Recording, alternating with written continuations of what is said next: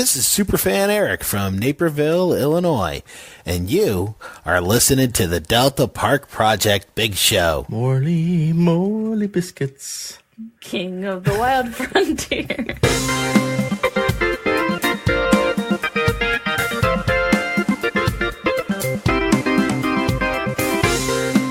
Hey, it's Jason from the Delta Park Project. 5 years ago tonight, we debuted the very first episode of the Delta Park Project. Since then, we've recorded hundreds of hours of podcasts, and we have 5 more years in us, I guarantee you. So I thought it'd be fun to share with you some of the best stuff, the funniest stuff, the weirdest stuff that we have talked about, discovered, and laughed about over the last 5 years. Enjoy.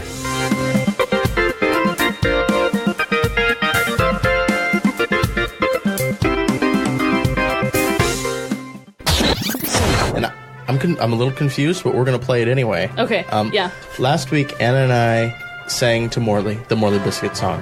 Right. We'll do it again for you very quickly. Morley Biscuits, Morley Man, Morley Biscuits, Morley Man, man, man, and it goes on from there.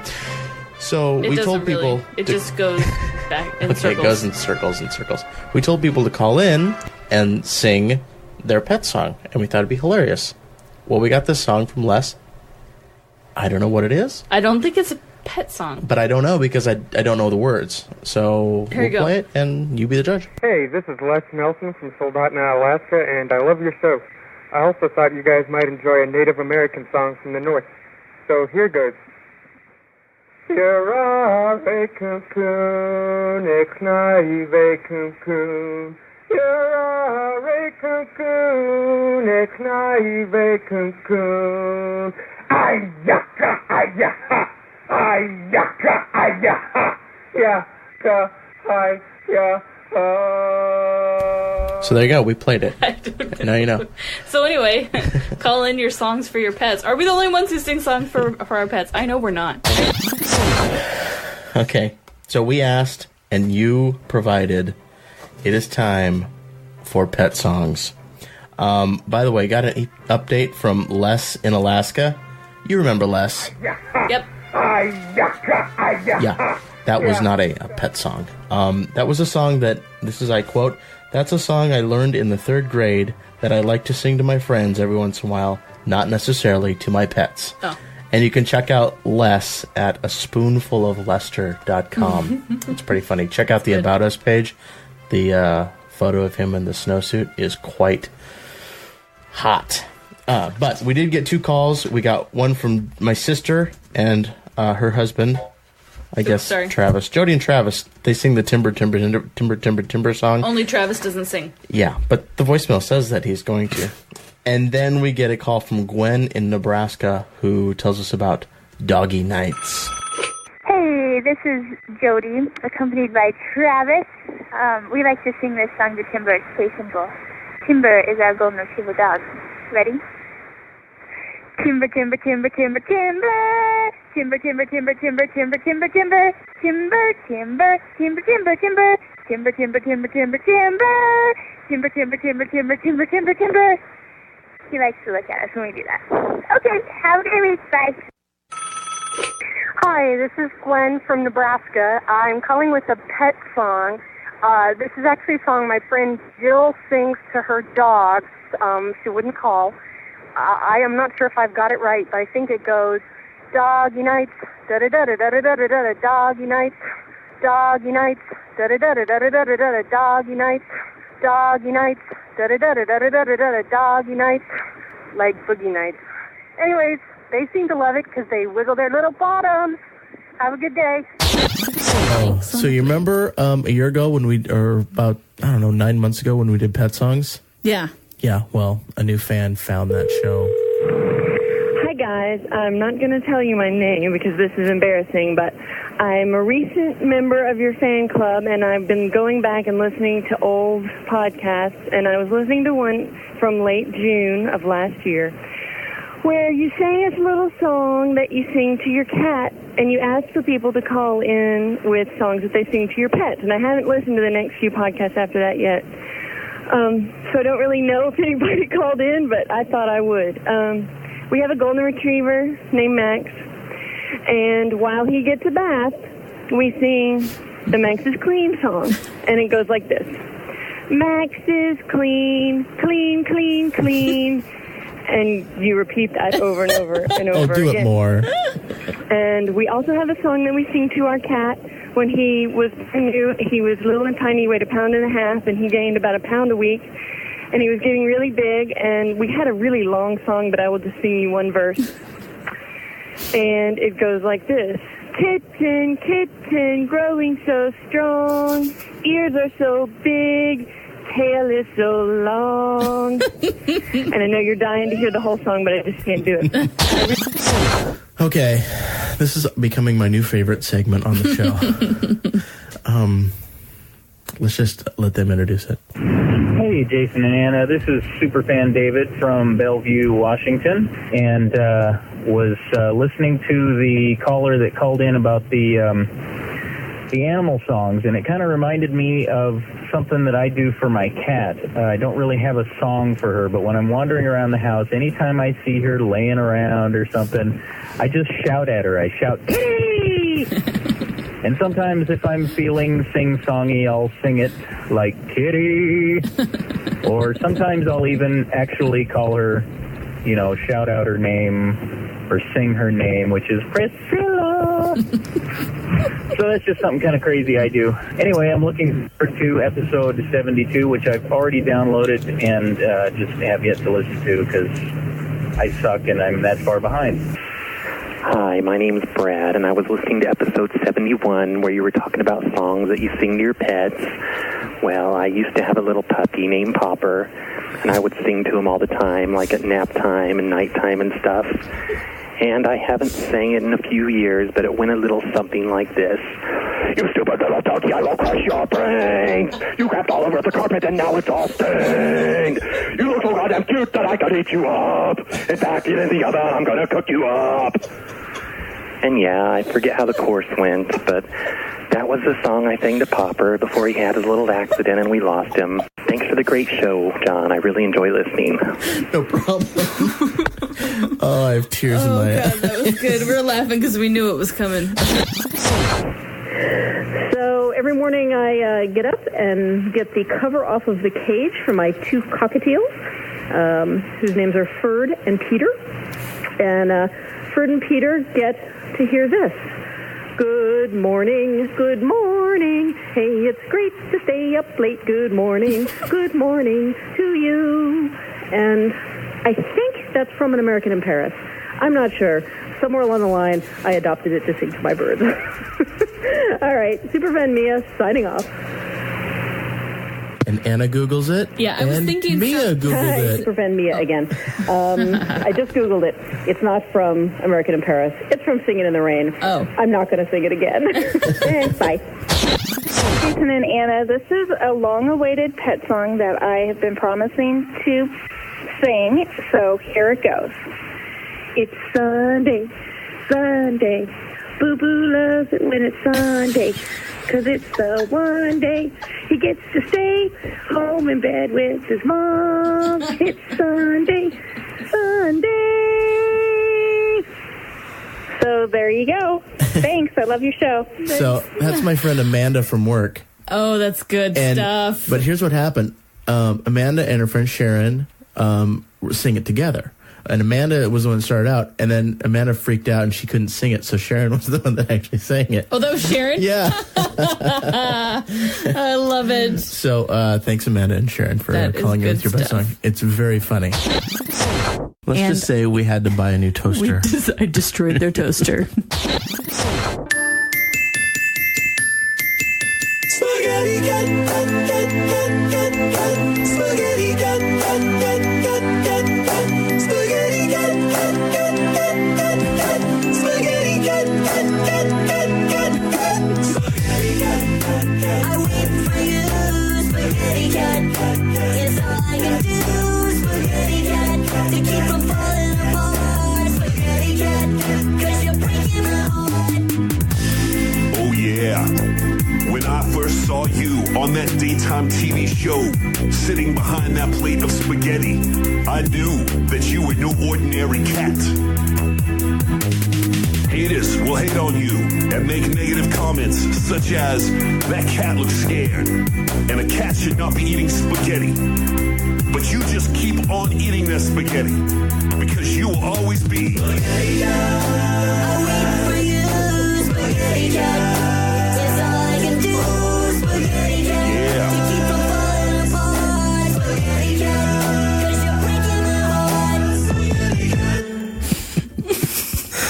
Oh, that was Perry Grip and Spaghetti Cat. Oh, I just realized that Spaghetti Cat's like my favorite thing. If you are not aware of Spaghetti Cat, You gotta, you probably don't watch The Soup on E! On Friday nights at 10 o'clock. It's must-see TV for us, because that's the only way we get caught up on MTV's Rock of Love Charm School. Right, because there's no way in hell we're actually going to watch it. Almost live, local, and late breaking. From your hokey-ass news leader, this is Hometown News. Coming to you live from the Delta Park Project Studios. Here are Jason and Anna.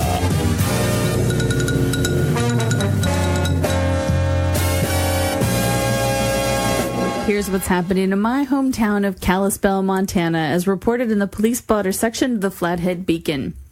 An anonymous caller claims that a chimpanzee beat him up and injured his dog at a lakeside grocery store. The reporting party adamantly refused to disclose his name, and no such monkey could be located. A woman reported getting more protein in a diet shake than she bargained for. On Wednesday afternoon, the elderly woman called the Flathead County Sheriff's Office from her home on Ranchette Lane. She said she had mixed a drink from a popular diet shake powder she bought locally. As she drank it, something solid bumped up against her lip. It looked like a chicken heart, she told Deputy G.W. Schneider. She reportedly doesn't want to pursue criminal or civil action, but is concerned about what she might have ingested. She ate it? Evidently. The Flathead County Sheriff's Office took a report from a woman who bought a Stephen Kingish car 6 years ago in Kalispell. It supposedly came from a vehicle auction in Spokane with a title from the East Coast. Whenever she washes the car, the woman said, blood comes up from the back seat. What? And I was trying to hold it together for that one. Is it because maybe there's a dead body, or it is? Okay. On Riverside Road, a resident reported a bobcat acting strangely. Wait, it gets better. Okay. The cat got into an attack position when menaced by a person with a stick. Genius. And this is just funny how it's written. Air was released from the custody of the police chief's car tires in town. A squirrel was freed from a chain link fence at Linderman School where it inexplicably got stuck. A cat moved into a vacant apartment on 2nd Avenue East. And finally, someone called to report an incident of animal abuse on McManamy Draw. According to this individual, Jehovah's Witnesses approached his home and did something to his dog with a remote control.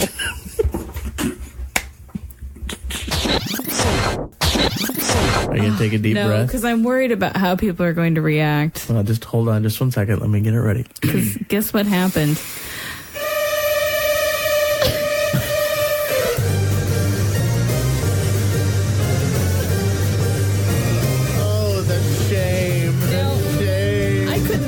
You guys don't follow me everywhere I go. We could not have told you that we went to see Mission Impossible 3, but I had so much guilt over it that I have to tell you, because I made a big stand about how I hate Tom Cruise, and I still do, and I don't like how he is, suggesting that postpartum depression is not a real thing, and poor Katie Holmes. But at the same time, I really wanted to see an action movie last weekend. And now who's hot for Philip Seymour Hoffman? Oh my God, I'm so...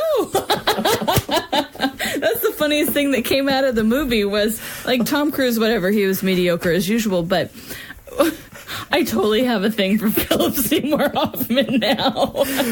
Which I find, gratifying because I'm overweight myself, so... Yeah, but you are not a badass, and you need to be a badass. Okay. There's something, I don't know. Shut up. Look, I'm one of those girls. Yeah, you are. And, oh, man.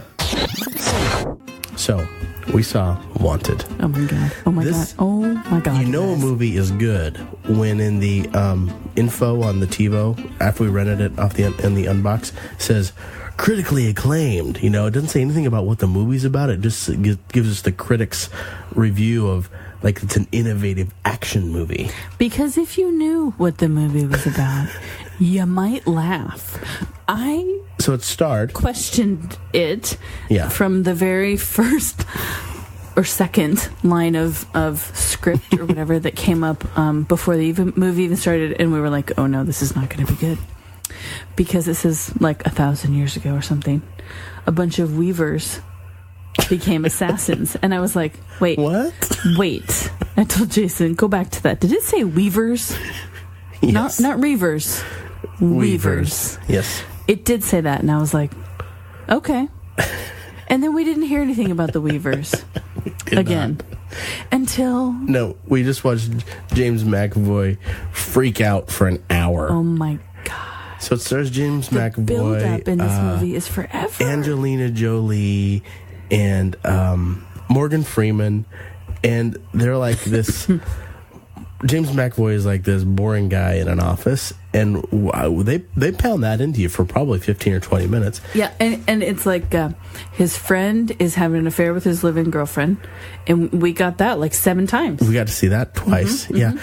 And so just how awful his life is. And then turns out, okay, his dad was an assassin. And he's got this in him. special gift. He can like slow down time, and he's like this great. So they train him, and that takes like another 40 minutes. And then they train him to kill the guy who killed his dad. Right. Which we won't reveal. No, we don't need to reveal how that. ends up. But then at 1 hour into the movie, 1 hour in the movie, he hasn't killed anyone yet. Anna falls off the couch laughing. We are walked into a special room. All the training is done at a textile factory, which is a great cover, right? Only it's not a cover, Anna, because we walk into a special room where we are presented with the Loom of Fate. It's a special loom. It's a giant loom. It is weaving something, you guys. Oh my God. It's the Loom of Fate. And poor Morgan Freeman. The man, did he win an Oscar for Shawshank Redemption? Anna, he read this He had to deliver this line. This is the Loom of Fate. Right then, Jason paused it, and I literally, and I don't use the word literally out of context, I literally fell off the couch. And we turned it off for about 24 hours. Because I was like, and then oh my God, the Loom of Fate. Watching. So here's how the Weavers decide who to assassin, because it gets dumber. Assassinate. Right, to assassinate. I can't even speak. So they found a code in the cloth, y'all. So when the loom misses, it goes over or under. Right, it doesn't go in its usual right woven pattern. It misses or goes over or under in the wrong spot. Yeah. That one of them is a 1 and one is a 0, and you add them up and you get letters in the alphabet and you get a name, and that name is someone who needs to die. And so the Weavers found this, and I thought, these Weavers are a bunch of idiots. They think they found some sort of a code in a shirt, and they've been killing people for 1,000 years. It works, okay, Anna, it works. So then, it's like this whole controversy. And then it's like, so James McAvoy goes to kill this guy who he thinks killed his dad. And they end up, like, killing everyone on the train. This whole train full of people goes off a bridge. And, I mean, it's just, there's, and when he's running through the streets, there's car wrecks that are really bad. Like, there's a lot of innocent lives lost. But I will say this. It was cool. A lot of the effects were very, very cool. It looked cool. And I did like, and I won't ruin it, but I did like what Angelina Jolie did at the end. That was pretty rad. I thought it was retarded. I liked it from a character standpoint because she was very true to what the Loom of Fate wanted to happen. Okay. But it was sort of stupid. So this movie is so dumb, you guys. And are we telling people to watch it? Because if not, we can just spoil it. But who cares? Who the hell cares? I don't know. The end doesn't even matter. Well, he does use a dump truck full of rats that he turns into bombs. Yeah. He fills them with some sort of magic peanut butter. I don't know. Can you pitch this movie? There's a Could you imagine being in the room pitching it, being like, wait, no, he gets these rats and he has them eat this special explosive peanut butter. But we need to have a shot of him standing behind the garbage truck with a ramp, watching the little rats go in. Oh my god, you guys! So for the first hour of the movie, I was like, "Oh my god, this movie is just going on so long." And then I was like, "No." Oh my god. Yeah. So what I want to know, and what you and I discussed and really didn't come to a conclusion was, what the hell was Angelina Jolie and Morgan Freeman doing in that? How many thumbs did you give that? 0. 4 thumbs down. That was dumb. So, music the kids are listening to. We aren't hip to music. No. Can we be honest about that? Yeah. So, also, and quite frankly, during the pregnancy, I became very hateful about music. You guys might remember. You remember the segment Music Anna Hates? Yeah. Mm-hmm. We're looking at you, Corinne Bailey Ray. So, Madonna is back. Evidently. And she's old. She's crusty.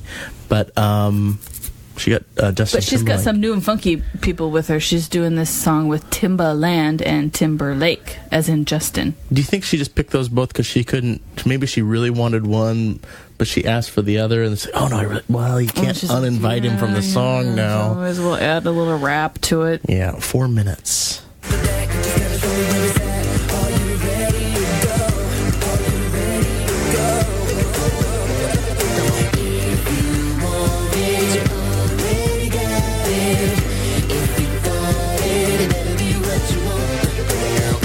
I kind of heard Madonna. I think that was Britney Spears. No, honey, it's Madonna. It's called 4 Minutes. And we haven't done dirty movie secrets or dirty music secrets in a long time. But you like that song? No, but I really like Justin Timberlake. Oh.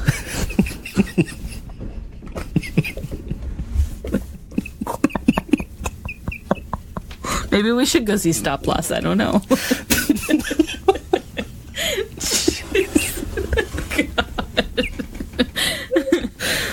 We're going to need to take a quick coffee break. It's true, though. I like it. I like some of his songs, but I really... I like Justin Timberlake, it's funny because, too, but it's really funny to hear you say it. And you should have seen how he looked at me like, I have something to tell you. I like Justin Timberlake. And you're just going to have to deal with it. I like his attitude. I like him as a person, yeah. As a person. We know who he is. I like his persona. I do. I don't really know who Justin Timberlake is. And he's a gentle lover. A new police drama on ABC. After being blinded on the job, Detective Jim Dunbar returns to work with his guide dog, Hank.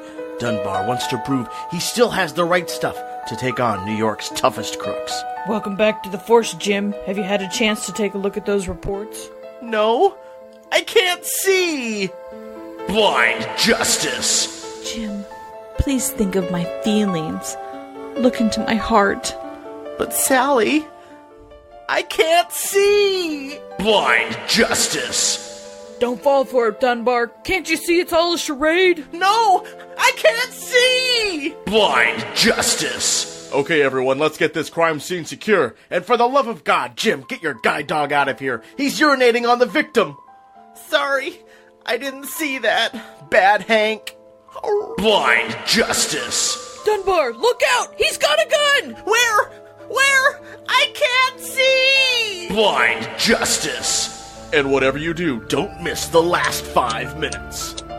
No! Cut the red wire! The red wire! Which is the red one? Blind justice. Tuesdays on ABC.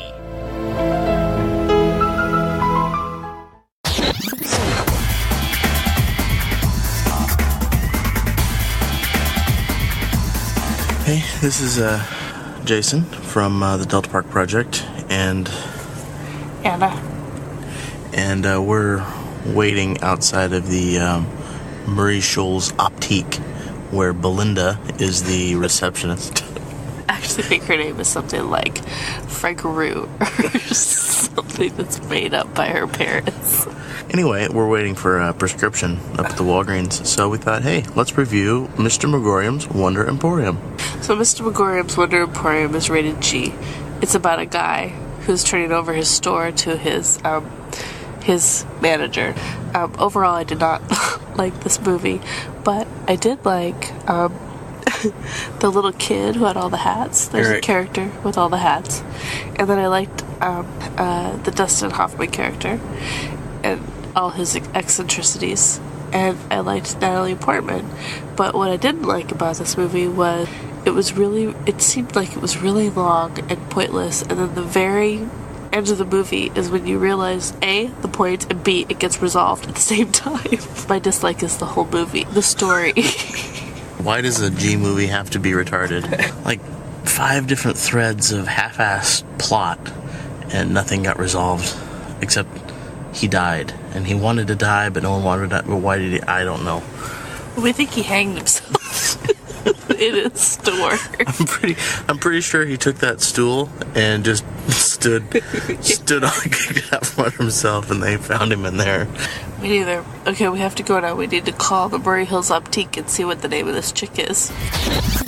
At the end of season 1, we got to see Tricia Helfner, and it's like, ooh, and then season 2 started like, oh yeah, never mind, we'll get to that later on in the season, right? And then they never really got to it. Right, and so now it's like, ooh, oh yeah. They blew up his apartment. They blew up his apartment, and nothing really ever came out of it. But no, it turns out it wasn't Tricia Helfer. There's no N in her name, by the way. I'm adding the N, just like Jason Stratham has an R in his name. Okay.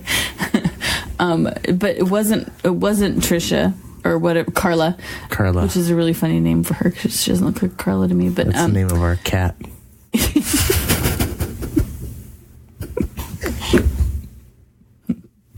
That is the name of our cat. Carla and Money. And they've just changed her.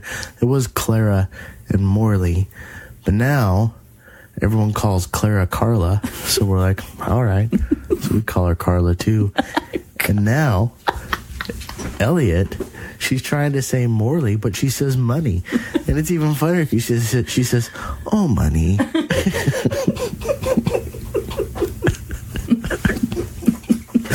It's like, oh, that's so cute.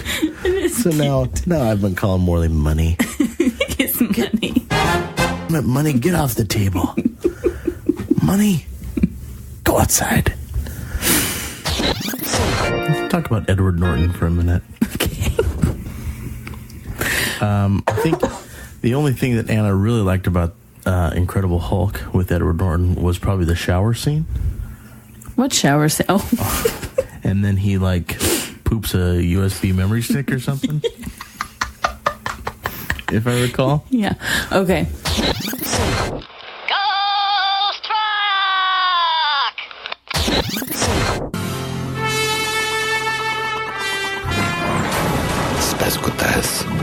We know you ate your own fart. They're writing it on our ship. You see that, right? They shouldn't do that, but they're filled with shame. Admission is the first step in recovery. Yeah, but they're making it look like, like we like to do that. No! We do not eat our own farts! Well, then why did you paint that on the side of your ship? Unless you long to consume your own farts. It's so pathetic. Yeah, it's fucking gross. What kind of a creature gets nutrition from its own farts, sir? They do, man. That's absolutely correct. F-A-R-T-S. That's all! Look, let's just cut our losses and walk away. 9! The time for maturity is over! Yes, I would like to order 50 million large pizzas. My name is... Hey everybody, welcome to the extra special super show that the Delta Park does. Delta, this is the, hey everybody, I'm wearing my pickle hat. You want to look at my pickle hat? Almost live, local, and late breaking. From your hokey-ass news leader, this is Hometown News. Coming to you live from the Delta Park Project Studios. Here are Jason and Anna.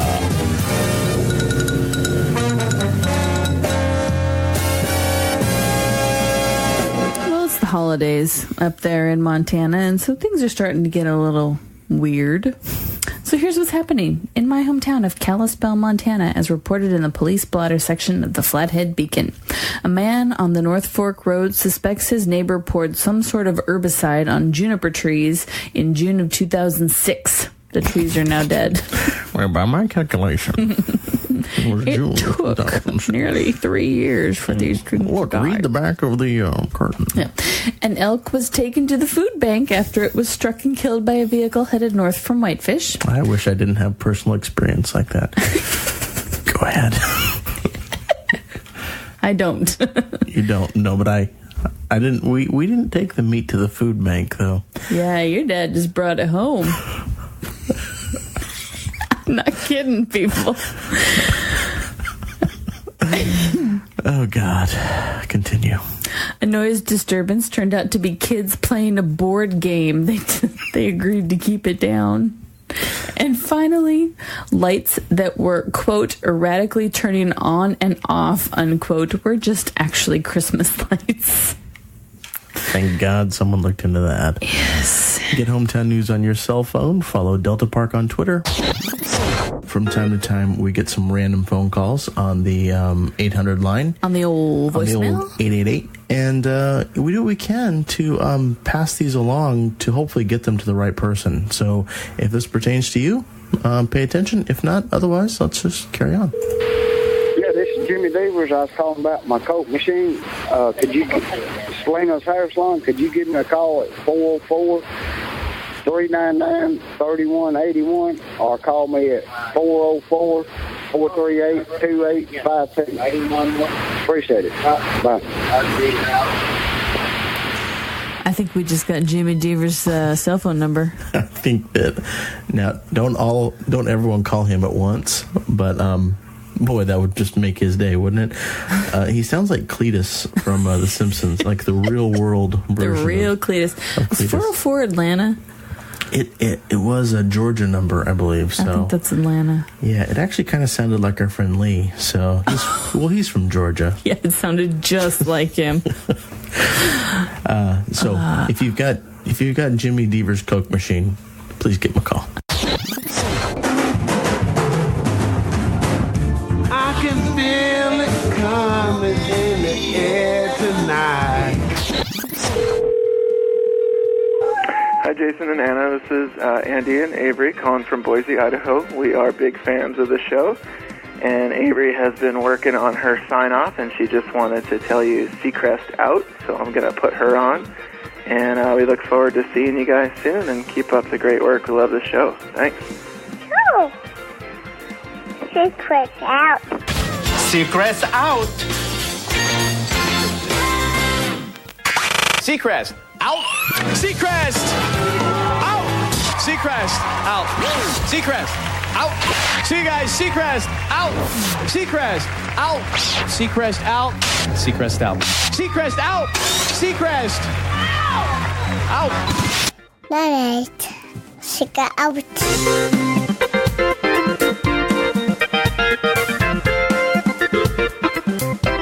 Thanks for listening. The Big Show is a Delta Park project produced by Morley Studios. Visit our website at deltaparkproject.com to leave us feedback, watch silly videos, and read our pop culture blog. Call and harass us toll-free at 1-888-240-9031. The Happy Birthday theme courtesy Perry Grip. The Hometown News theme courtesy Madtown Aces. We have a cat named Clara that we call Carla, a cat named Morley that we call Money, and a daughter named Elliot that we call Water News. Love your hair.